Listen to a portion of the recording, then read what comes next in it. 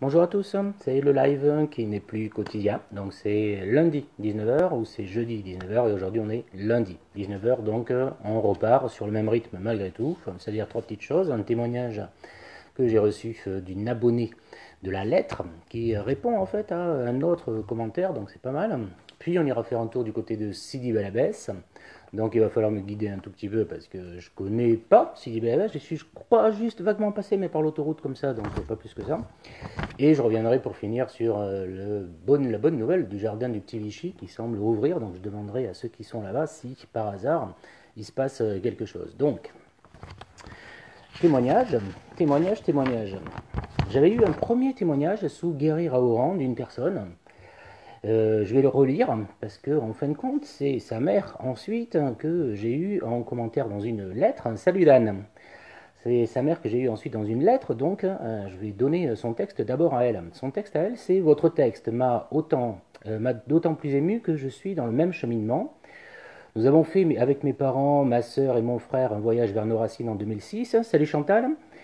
Ce fut la découverte de leur ville, de naissance Périgueux et Arzeux, Oranie. Grâce à des amis sur place, on est allé partout, classe d'école, etc. Nous avons tissé des liens avec les gens qui vivent là-bas. On a passé une semaine inoubliable et on est rentré tout chamboulé, surtout moi, mes parents aussi bien sûr, mais ils avaient fait le premier voyage en 2005. Puis en mai 2014, nouveau voyage, mes parents, mon mari et moi avec un autre œil, des visites de villes alentours, Tlemcen, Boutelis, Beni Youssaf, Oran bien sûr, Périgueux, Arzeux, toujours des rencontres formidables. Je réfléchis à un troisième voyage, mon histoire avec ce pays n'est pas terminée. J'ai créé un groupe Facebook pour les Périgolois, si vous permettez, je posterai votre texte, au plaisir de vous lire. Salut Dominique. Donc ça, c'est un témoignage que j'avais lu, je ne sais pas, il y a 2-3 semaines peut-être. Et j'avais dit que quand même ce que je trouvais formidable dans cette famille, c'est que les parents déjà en 2005, ils avaient eu l'occasion, hop, pour la première fois de retourner en Algérie, ils avaient sauté sur l'occasion, puis ensuite ils étaient revenus et l'année suivante, je sais pas, ils en avaient parlé à leurs enfants et tac, la famille était partie là-bas une deuxième fois, mais cette fois-ci en amenant les enfants et ensuite la dame là, elle avait amené son mari et ils étaient retournés avec les parents 8 ans plus tard en 2014. Bon, et là j'ai eu le témoignage de la mère en fait, c'est-à-dire un des deux parents en 2005 pour m'expliquer comment ça s'est passé en 2005. Le témoignage de cette dame de Périgueux, c'est ma fille, qui raconte notre voyage en Algérie en 2005. Ce retour en Algérie ne nous avait jamais effleuré. Ma mère pleurait beaucoup et pensait à sa maison, mon père a fait une dépression, et un jour, coup de fil d'un ami, est-ce que vous voulez aller en Algérie? Mon mari répond non, non, et moi, déjà sur un nuage, je lui dis, dis-lui qu'on va réfléchir. C'était notre premier voyage en 2005. L'émotion nous a envahis déjà à l'atterrissage à la Seigna. Marcher sur ma terre, déambuler dans les rues de Périgueux et cette sensation de se sentir enfin chez soi, je me disais, c'est ici, chez moi.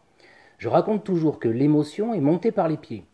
J'ai retrouvé des copines de classe et deux jeunes garçons algériens périgolois nés en 62 et 63 que nous avions rencontrés dans un train de nuit. Ils allaient à Paris et nous à Lyon. Nous les avions invités à passer à la maison et à la fin de leur périple, ils sont venus. Nous avions gardé le contact un certain temps et la vie fait qu'un jour on se perd de vue. Salut Patricia. Nous avions leur nom et le guide qui nous accompagnait lors de notre voyage nous dit « Je les connais, on y va ». Et quel bonheur, 21 ans après, ils se souvenaient de notre nom. À leur retour à Périgueux, ils avaient raconté à tout le monde qu'ils avaient mangé un couscous, si je me rappelle bien, un couscous chez une pied noire et que je leur avais préparé des sandwichs pour leur retour. J'avais oublié, mais pas eux. Ils ne nous ont plus lâchés, passage dans leurs familles respectives et chaque fois un accueil extraordinaire.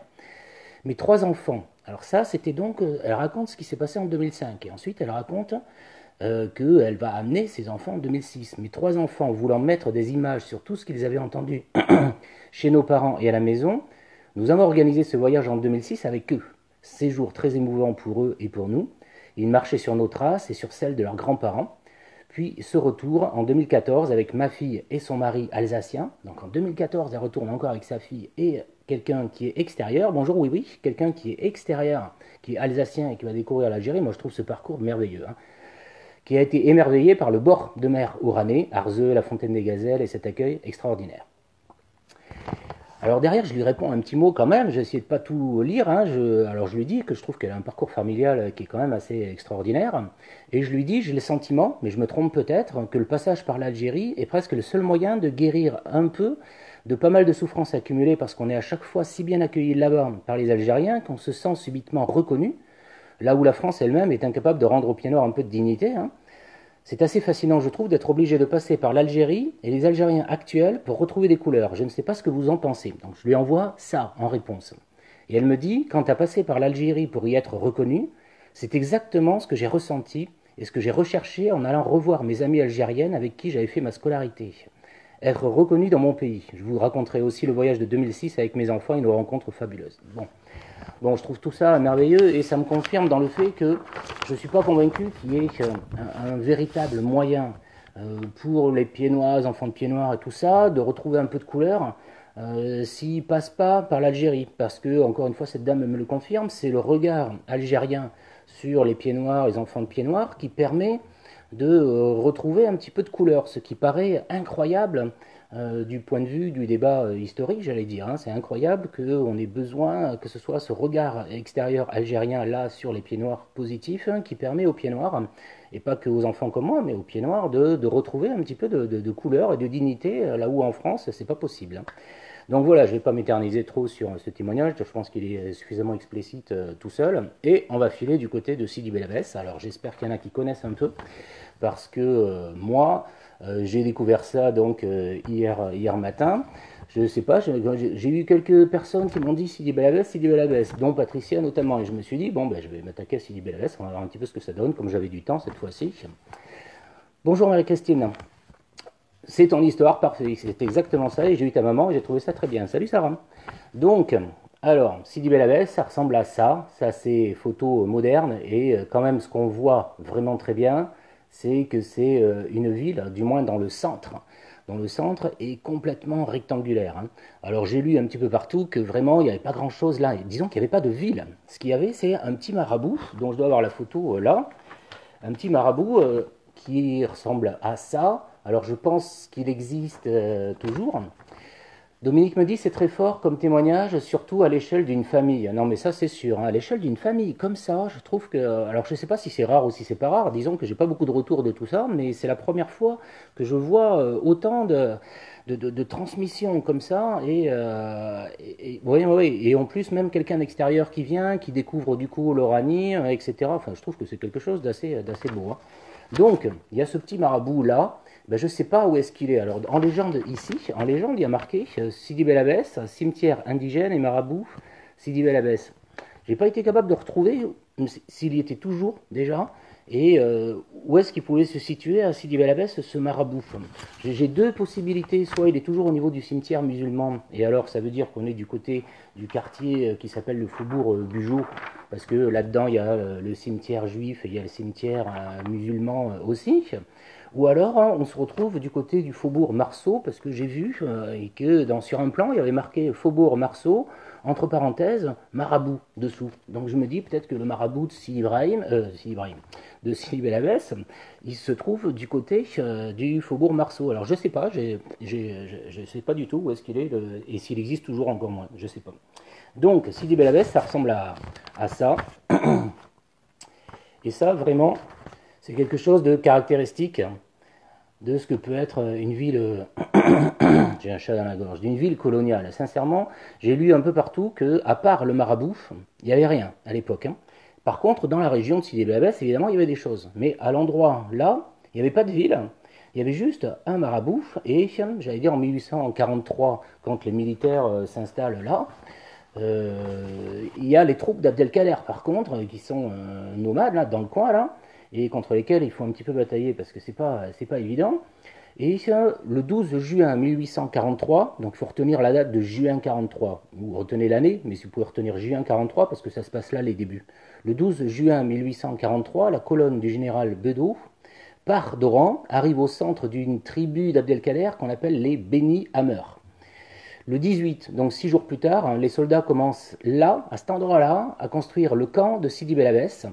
Il y a marqué entre parenthèses, alors oui, tu pourras peut-être me confirmer, je ne sais pas trop, l'homme au visage austère. Apparemment, c'est ça que ça veut dire, hein, Bel Abbès, hein, je pense. Le poste militaire de Sidi Bel Abbès se compose d'une redoute, c'est-à-dire une espèce de petite fortification, pas très grosse, hein, et d'un camp retranché adjacent dans lequel sont établis un bataillon du 6e léger et du 2e escadron de Spahi. Le 15 juin, en fait un petit peu avant, dépêche annonçant la soumission de la tribu des Djafra au sud-est des Beni Hammers. Bon, en résumé, 1848, juin 43, il y a une petite redoute là, on construit quelques petites bricoles ici, terminé. 1848, mais on considère que c'est pas vraiment la fondation de Sidi Bel Abbès, mais c'est le début, hein, c'est-à-dire il n'y a personne jusque-là, et là il y a les militaires qui s'installent et qui créent une redoute. 1848, il y a une commission consultative autonome mise en place par le colonel Méliné. Prudhon, capitaine du génie, la préside. Prudhon, il est super important parce que c'est lui qui va, j'allais dire, créer la ville de Sidi Bel Abbès telle que tout le monde la connaît. Et avant 62, en tout cas, je ne sais pas comment ça s'appelle actuellement. Et en plus, j'ai du mal à retenir tous les noms algériens parce que j'arrive pas à les lire déjà. Donc, ils ne s'impriment pas. C'est que de l'audio pour moi. C'est pas évident. Il est chargé d'élaborer un projet de ville. Et Prudhon, c'est la grande rue verticale qui va depuis la porte d'Oran, parce que bon, voilà, c'est un grand rectangle comme ça, qui est fortifié avec 4 portes aux 4 coins. Il y a la porte d'Oran en haut, la porte de Tlemcen à l'ouest, la porte de Mascara à l'est et au sud la porte de Daya. Bon, ben c'est la grande rue qui va de la porte d'Oran à la porte de Daya, c'est celle qu'on va appeler la rue Prudhon. Alors Patricia me dit, personnellement, je n'ai pas de souvenir de ce marabout.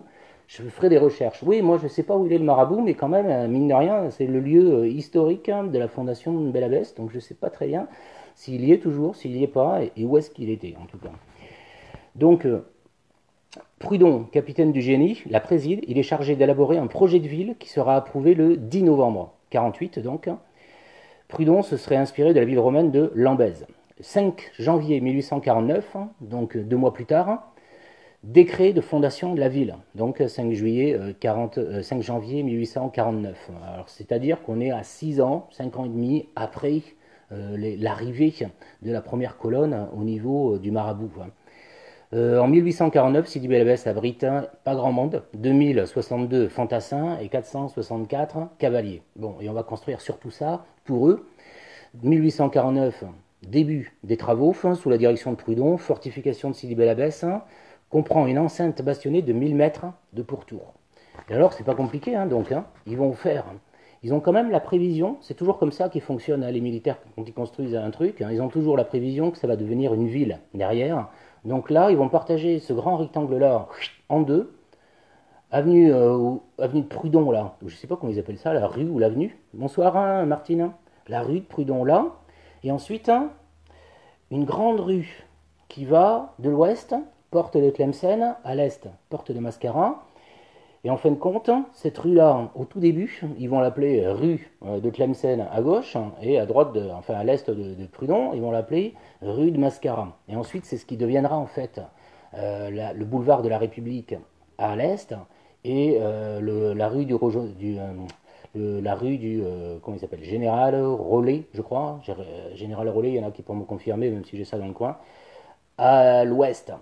Donc, les militaires, ils vont se garder la partie ouest, c'est là qu'il va y avoir toutes les casernes où il y aura la Légion étrangère ensuite et tout ça, et ils vont construire la partie civile dans la partie est, c'est-à-dire que c'est là qu'on va avoir la mairie, qu'on va avoir l'église juste en face, qu'on va avoir la grande place super connue par tous les Bel-Abbésiens, qui est la place Carnot, avec d'un côté le théâtre, même si le théâtre il n'est pas encore là, surtout le moderne, parce que le moderne il est construit en 1935 ou 36, je ne me rappelle plus trop. Mais il y a déjà un vieux théâtre à la place, et il y a le palais de justice juste en face.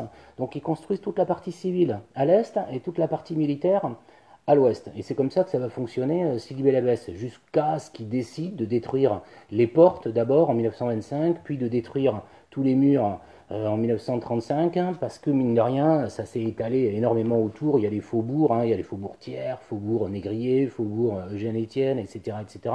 Ça s'agrandit très très vite, je vous lirai un petit texte après. Mais disons que la base, ce grand rectangle-là, c'est les militaires qui se construisent, et alors ils s'embêtent pas, ils font une grande coupure du nord au sud, Prudhon, une grande coupure de l'est à l'ouest, rue de Mascara, rue de Tlemcen, rue de Mascara, qui deviendra le général Rollet et le boulevard de la République ensuite, et ils se mettent d'un côté les militaires et ils laissent la partie civile à l'autre. C'est comme ça que ça fonctionne, Sidi Bel Abbès. Je vais lire juste 2-3 bricoles là.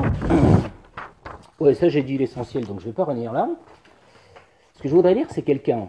C'est le guide ouest algérien en 1891. Donc on est, je ne sais pas, 50 ans, 60 ans après la création de Sidi Bel Abbès. Et le guide dit, Sidi Bel Abbès est une grande ville, une grande et belle ville de 24 157 habitants, née d'hier. Ça veut dire qu'il n'y avait pas grand-chose avant, à part le Barabou, mais c'est pas une ville. Elle s'est développée comme ces cités américaines qui s'épanouissent par enchantement. Les premières constructions particulières, son abattoir et son cimetière, ne datent que de 1849. L'accroissement de Bel Abbès fut tel qu'il fallut laisser s'établir des faubourgs en dehors de sa trop étroite enceinte. Patricia me dit, c'est génial, j'ai l'impression d'avoir un cours d'histoire. Je me suis battu un peu pour essayer de comprendre comment c'était fichu, même si finalement les militaires, ils ont au moins ça de bien, c'est qu'ils font les choses carrées, en l'occurrence rectangulaires, et qu'on comprend bien, parce que ils font pas dans l'artistique. Hein. Donc c'est ainsi que l'on vit se développer le faubourg de la Mékéra. Alors le faubourg de la Mékéra, c'est ce qui va devenir le faubourg Marceau. Et merci Dan. Le faubourg de la Mékéra, c'est ce qui va devenir le faubourg Marceau. Et alors la Mékéra, évidemment, c'est la rivière qui passe dans Sidi Bel Abbès, mais elle passe pas dans le rectangle, hein, elle passe au nord du rectangle. Donc il y a le faubourg de la Mékéra, et c'est quand même là qu'il va y avoir les premiers trucs, hein, et je me demande si c'est pas là qu'il y a le marabout en fait. Hein.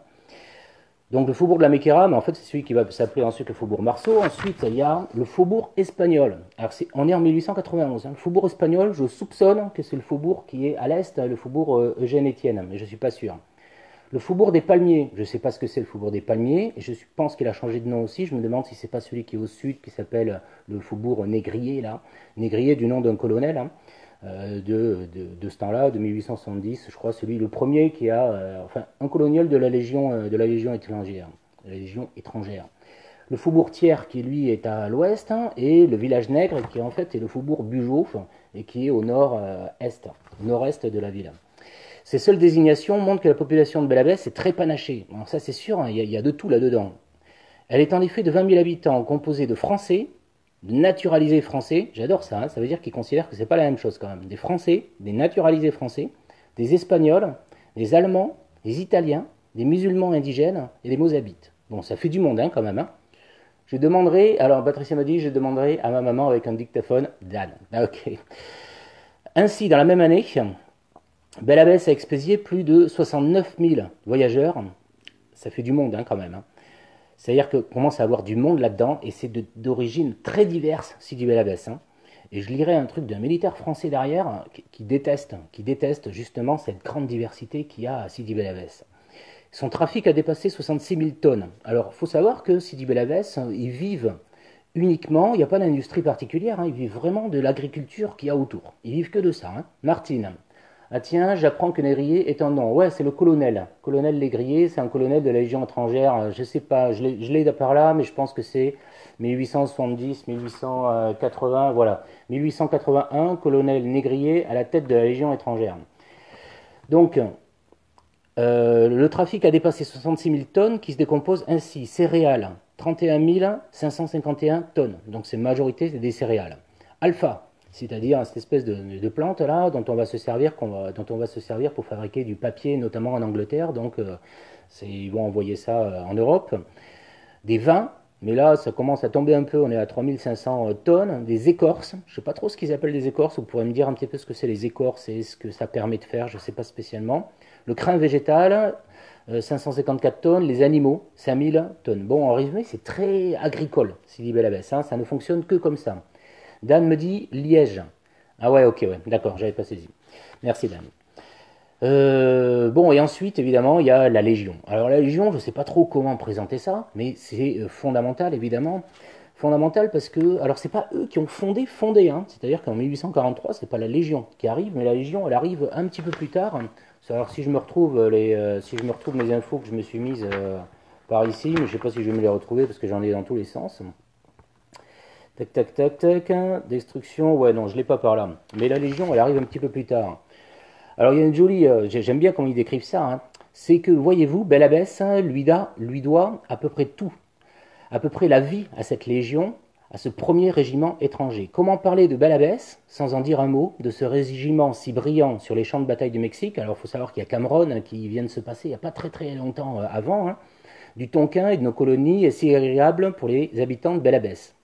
Alors ce qui est génial, quand même, c'est que les Bel-Abbésiens, ils adorent ces types de la Légion-là, mais en fin de compte, quand même, les agriculteurs autour, ils les aiment pas beaucoup, ces types de la Légion, parce que manifestement il y en a plein qui ont très mauvaise réputation et qui mettent le bazar, hein, c'est-à-dire qui volent et ainsi de suite à côté. Donc c'est quand même une espèce de double. Les habitants à l'intérieur, ils sont contents parce que quelque part, bon, ça les protège et puis ça les fait vivre commercialement, hein.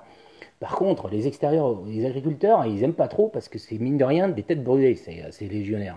On a beau leur dire qu'il contient des maraudeurs de première volée, qu'on y voit les plus fidèles sectateurs du fourbi et qu'il est la terreur des vignerons à l'époque de la maturité du raisin, c'est-à-dire qu'il leur pique le raisin en résumé. À tout cela, l'habitant de Bel-Abbès répond que la ville doit tout au premier étranger et que, par son étrange composition même, il offre des ressources et des attraits incomparables. Alors ces légionnaires, c'est qu'en effet, ce régiment au souvenir glorieux est composé de la façon la plus extravagante. De cerveaux brûlés, de déclassés de toute nationalité, les conditions sociales les plus disparates s'y touchent les coudes. On y voit des avocats, donc dans les légionnaires, hein, on y voit des avocats, des peintres, des pianistes, des compositeurs, des ex-notaires, jusqu'à des prêtres défroqués et des comédiens. Et ce qui est plus précieux encore, et ça c'est important, on trouve dans ces rangs des menuisiers, des maçons, des serruriers, des laboureurs, des charpentiers, des orfèvres, la liste serait longue.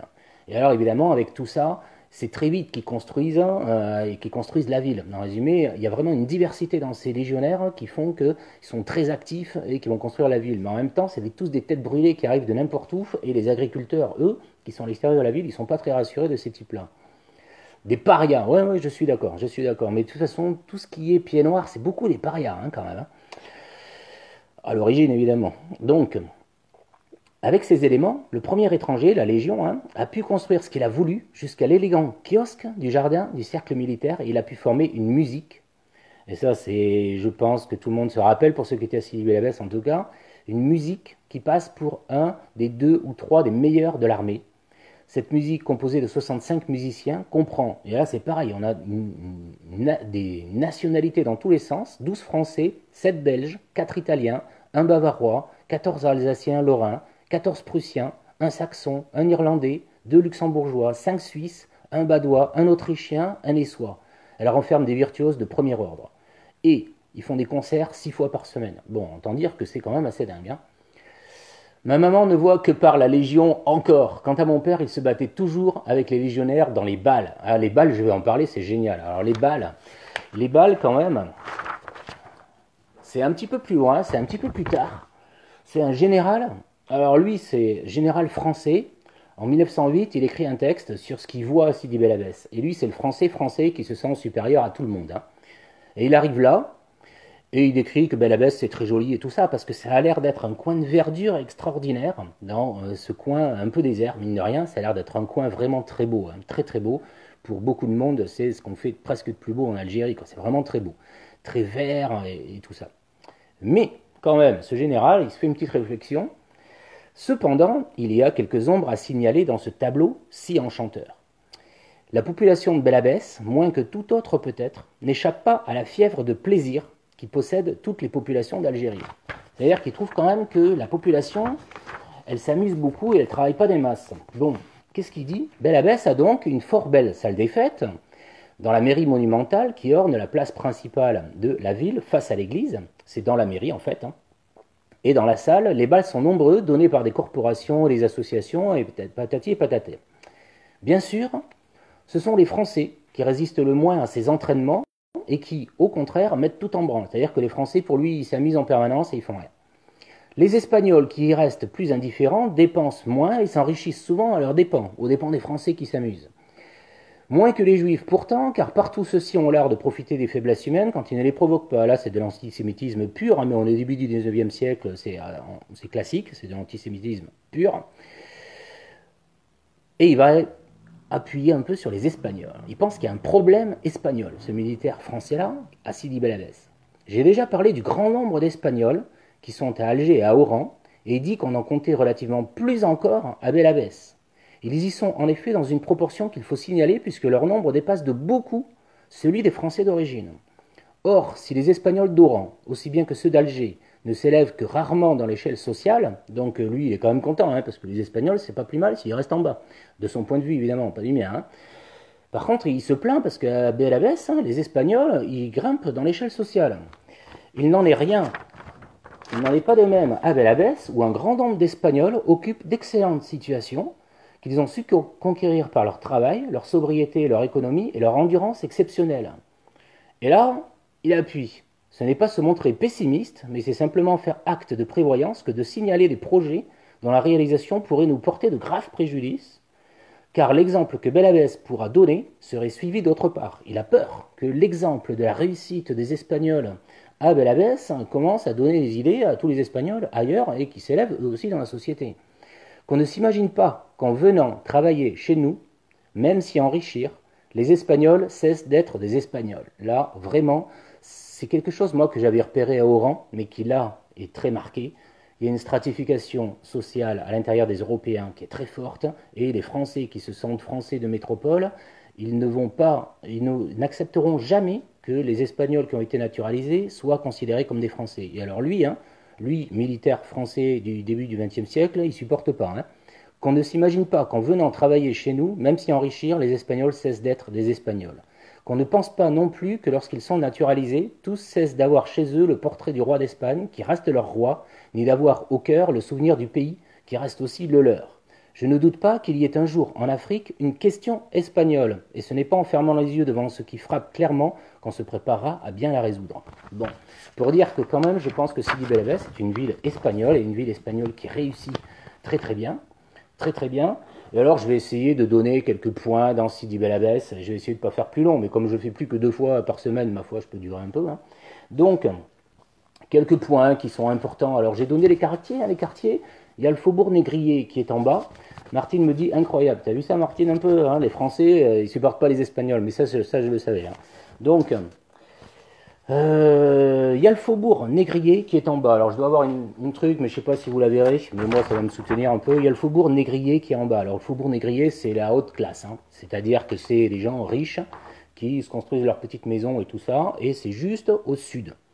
Et il y a la rue du Soleil, là, la Calle del Sol, qui est juste en bas. Et alors il faut savoir que dans le sud quand même, il se passe plein de trucs, parce qu'il y a notamment le stade de foot, qui est là, et alors évidemment, il y a quand même une bonne équipe à Sidi Bel Abbès, donc et tous les gens là, ils traversent le faubourg Négrier pour aller au stade qui se trouve en bas. Et alors, vers le sud-est, il y a l'avenue Jean Mermoz qui s'en va vers un nouveau quartier. Dans ce quartier, il y a aussi la maison de retraite des légionnaires. C'est un truc de ouf, c'est un super beau bâtiment pour les vieux légionnaires qui sont là. Alors, à l'est, on a le faubourg Eugène-Étienne. Alors si vous vous rappelez, j'avais montré un jour un grand rond-point. Moi, je ne savais pas où ça se situait, je savais juste que c'était à Sidi Bel Abbès. Un grand rond-point qu'on appelle le rond-point du Petit Vichy, parce qu'il y a une espèce de rond d'eau là, avec un peu de verdure autour. En fait, ce grand rond-point là, il est juste à la sortie de la porte de Mascarin à l'est, et il donne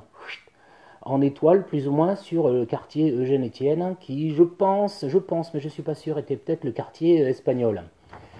Je comprends encore mieux la réactivité en tant qu'espagnol, me dit Patricia. Ouais, je t'avouerai que quand je suis tombé là-dessus, j'ai rigolé. Je me suis dit, il faut absolument que je le lise quand même, parce que ça montre d'abord vraiment la stratification, et puis le mépris des Français de métropole, ou des Français en Algérie, mais d'origine métropolitaine, pour les Espagnols naturalisés français. Et ensuite, ça montre que quand même à Sidi Bel Abbès, les Espagnols, ils étaient sortis des couches sociales les plus basses, et ils avaient réussi manifestement à monter. Martine me dit, mes parents ont toujours dit que leurs ancêtres n'auraient pas dû quitter l'Espagne. Ce que tu nous apprends là me le confirme. Disons que je pense, si tu veux, que au niveau espagnol, t'étais pas bien loti au milieu dans la population européenne. Encore une fois, je ne compare pas la population européenne et la population musulmane, parce que bon, on n'est quand même pas non plus dans les mêmes, on n'est pas dans les mêmes conditions de vie quand même. Mais les populations espagnoles, c'est quand même des populations qui sont très modestes, et qui n'ont jamais été considérées comme des Français par les Français de métropole, ça c'est sûr, mais les Français d'origine alsacienne, par exemple, comme mon père, qui ne considéraient pas les Espagnols d'Oran là comme des vrais Français. Pour lui, il était un vrai Français parce qu'il arrivait de Lorraine, mais pour lui, tous ces Espagnols là, c'était des Espagnols, c'était pas des Français, c'était pas possible, ils parlaient tous espagnol. C'était ça mon père, c'est ce qu'il pense. Donc, je reviens un petit peu à Tlemcen, à Sidi Bel Abbès. À l'ouest, faubourg Thiers, et puis il y a un grand jardin public qui a l'air vraiment très beau, hein. Je ne sais pas comment c'était en réalité, mais enfin toutes les photos que j'ai vues, puis tous les témoignages que j'ai pu lire, il y avait vraiment un gros espace vert à tel point qu'on appelle ça la vallée, euh, la vallée verte, je crois. La vallée des jardins, voilà, c'est ça. La vallée des jardins. Parce qu'il y a le jardin public, mais même c'est vert et tout ça, entre le faubourg Thiers en bas et le faubourg Marceau en haut. Patricia me dit, mon père, en tant qu'Allemand, avait eu du mal à faire accepter ma maman auprès de sa famille. Non mais ça c'est sûr, hein, ça c'est sûr. C'est sûr. Enfin, c'est quelque chose que j'ai vu assez vite. Il y a une stratification très forte, hein, dans la population européenne qui fait que ceux qui se sentent un peu français, là, ils supportent pas les autres qui ont été naturalisés, sans parler des juifs indigènes naturalisés, qui eux sont vraiment pas considérés comme des Français. Mais ces juifs-là, par contre, ils se francisent au maximum pour qu'on sache même plus d'où est-ce qu'ils arrivent, hein. Et ça, c'est le côté des soulaires qui font tout pour se franciser, hein, j'ai pas d'autre mot, et pour qu'on se rende compte de rien. Le fait est qu'on se rend compte pas de grand-chose, hein.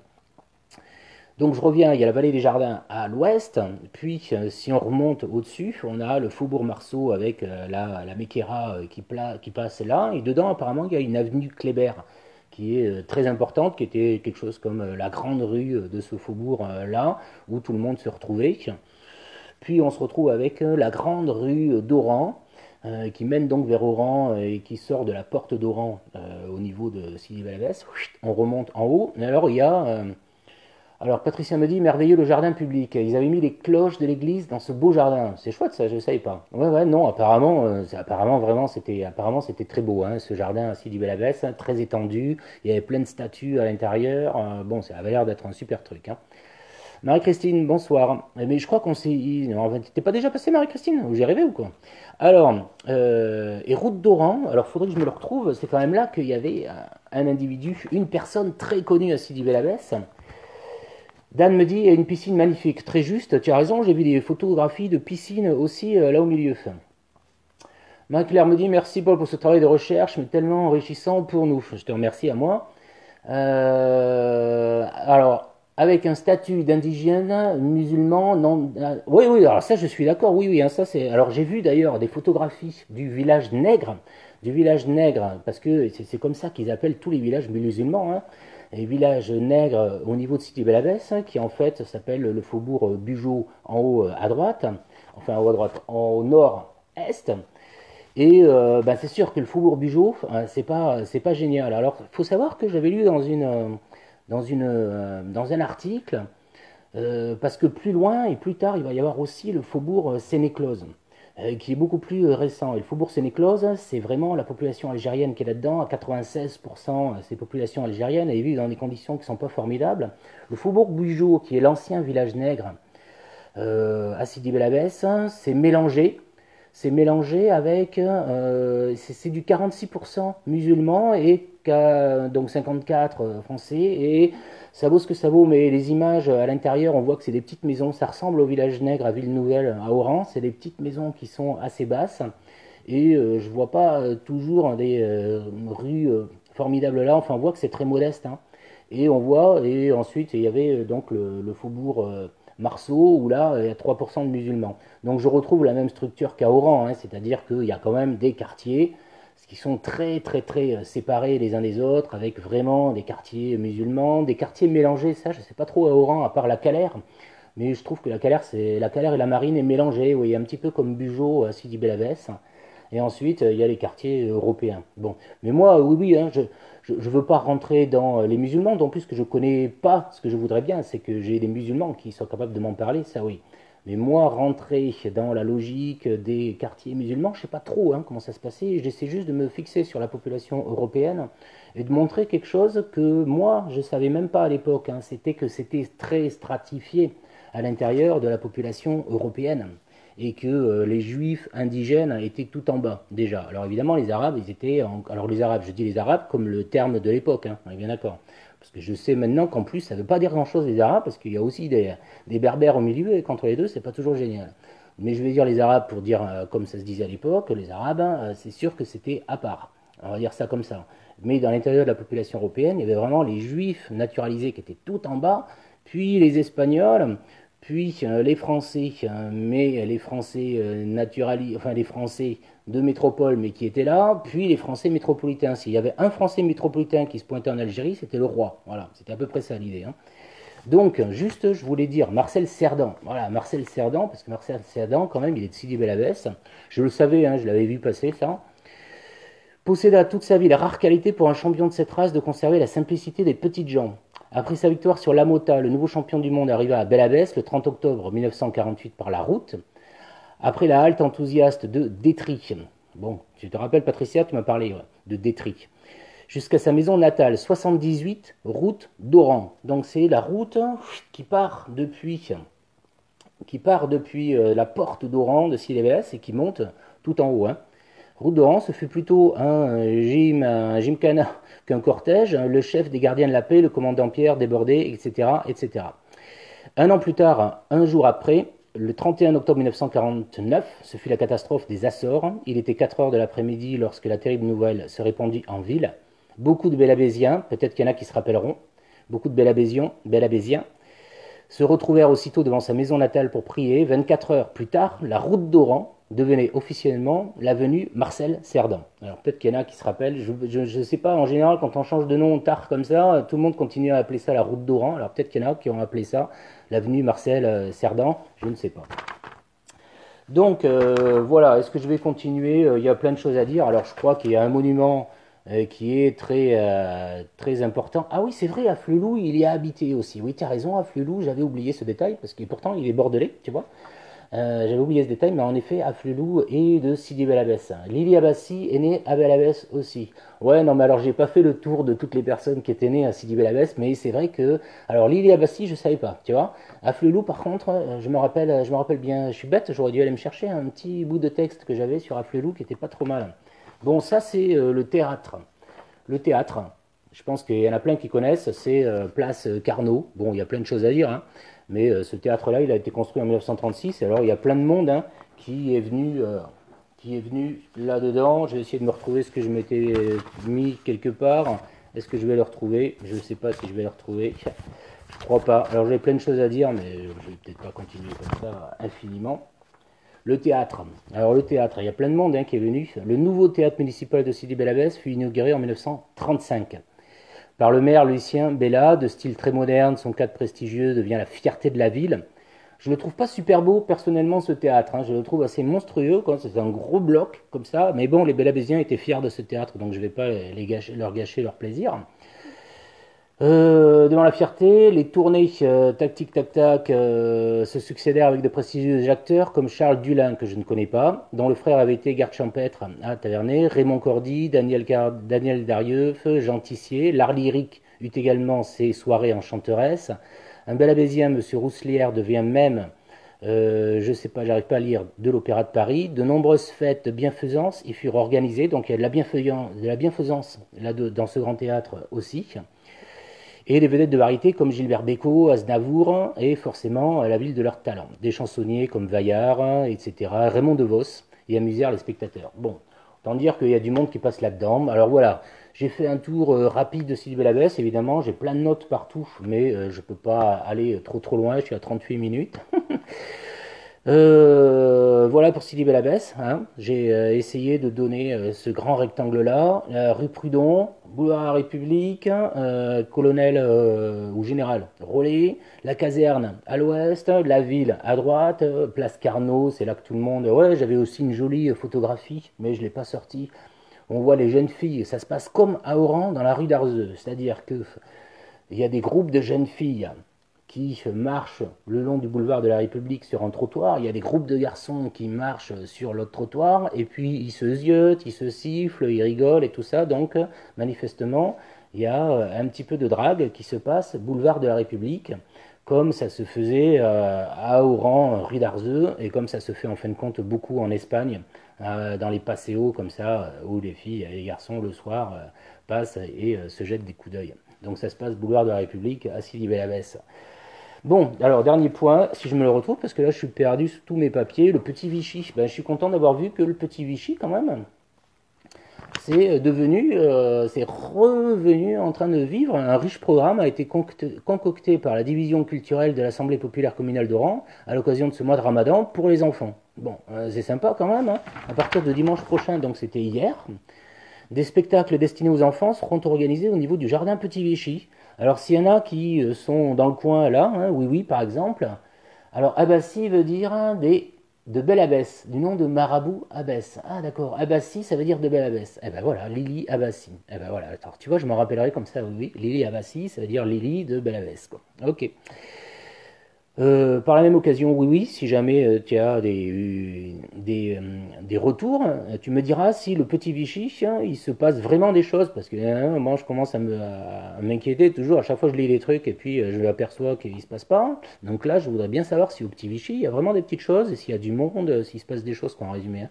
Puisque des spectacles de marionnettes, des projections de films burlesques, et de dessins animés sont à l'affiche à compter de dimanche 19 juin à partir de 22 heures. Et comme c'est le mois de Ramadan, je ne sais pas jusqu'à quand c'est programmé, ça serait bien que ça dure un peu après, l'été par exemple, parce que je trouve que c'est sympa. Cette initiative est venue à point nommé. La canicule caractérisant le climat de ce mois de Ramadan, je ne sais pas s'il fait chaud là-bas, favorise les sorties nocturnes des familles qui préfèrent sortir en plein air après la rupture du jeûne. Les jeunes spectateurs et leurs parents seront accueillis dans un cadre agréable et champêtre, dans ce vaste espace entièrement réaménagé par les services techniques de la commune d'Oran, selon la même source. Bon, donc le petit Vichy qui revit. MC, c'est quoi MC? Je sais pas. Marie-Claire me dit, on appelait ceci faire le boulevard. Voilà, je cherchais l'expression faire le boulevard. Et on se faisait des fiancés des yeux. Voilà, mais ça c'est un souvenir que j'ai eu de ma mère. Ma mère l'écrivait. Rue d'Arzeux, j'ai un texte où ma mère elle raconte qu'elle faisait le boulevard comme ça et que les garçons, les filles se croisaient.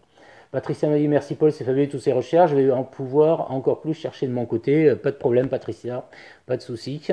Je voulais dire un truc mince, du coup je sais plus ce que je voulais raconter, ben je sais plus ce que je voulais raconter, tant pis, c'est pas très grave.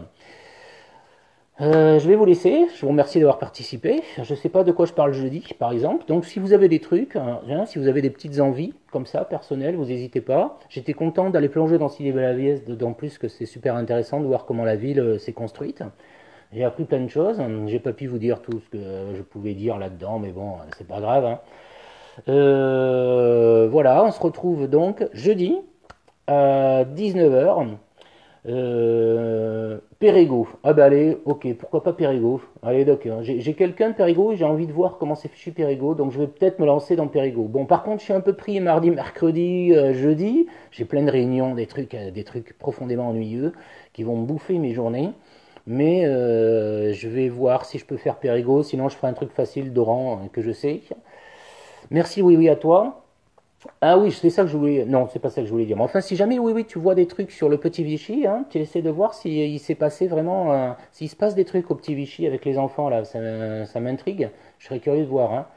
Et les orangers. Sinon, la semaine prochaine, ouais, peut-être que je ferai Périgueux lundi prochain. Je sais pas, je vais voir. Si j'ai un peu de temps, mais pas impossible que je fasse Périgueux lundi prochain, comme ça j'aurai le temps de m'y plonger un peu.